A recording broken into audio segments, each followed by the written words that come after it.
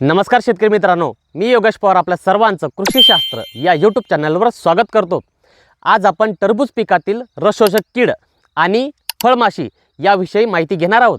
त्यासाठी व्हिडिओ शेवटपर्यंत बघा। टरबूज पिकाची लागवड केल्यानंतर 10 ते 15 दिवसांनी पिवळे आणि निळे अशा दोन प्रकारचे चिकट ट्रॅप झिगझॅग पद्धतीने लावावे, जेणेकरून पांढरी माशी, मावा आणि तुडतुडे अशा तीन प्रकारचे रसशोषक कीड त्या चिकट ट्रॅपकडे आकर्षित होऊन नष्ट होतात। हे चिकट ट्रॅप लावताना धुऱ्यापासून 5 ते 7 ओळीचं अंतर सोडून शेतामध्ये लावावे। यानंतर शेतकरी मित्रांनो, टरबूज पिकातील फळमाशीच्या नियंत्रणासाठी एकरी 5 ते 7 फेरोमोन ट्रॅप लावावे।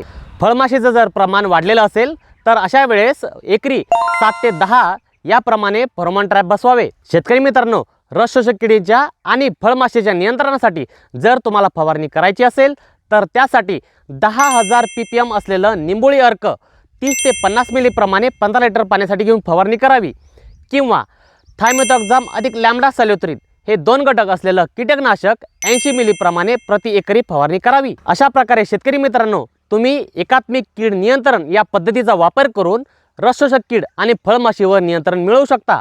धन्यवाद। जय जवान, जय किसान।